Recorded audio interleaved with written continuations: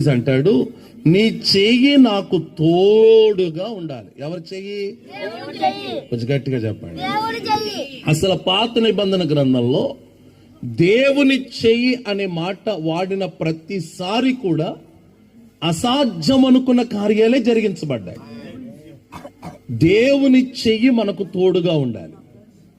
ఎబ్బేజ్ అంటాడు, నాయనా నిశ్చయముగా నేను ఆశీర్వదించబడాలి. ఎవరైతే నా వైపు ఏలెత్తి చూపించి నీకు ఏం లేదన్నారో, నీ జీవితం ఇంతే అన్నారో, వాళ్ళ కళ్ళెదుటే నేను ఆశీర్వదించబడాలి. రెండో మాట, నా సరిహద్దును విశాలపరచు. మూడో మాట, నువ్వు నాకు తోడుగా ఉండాలి. ఎవరు?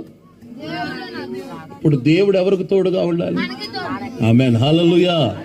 నిశ్చయముగా మన ప్రార్థనలో ఈ మాట పలకాలి, దేవుడు మనకు తోడుగా ఉండును గాక. ఏమండి, దేవుడు తోడుగా ఉంటే ఏం జరుగుద్ది? మీకు అర్థమయ్యే భాషలో ఒక చిన్న ఎగ్జాంపుల్ చెప్తాను. కానా అనే గ్రామంలో జరుగుతున్న వివాహానికి యేసు ప్రభు వారు పిలువబడ్డాడు. యేసు ప్రభు అతిథిగా ఆ వివాహానికి వెళ్ళాడు.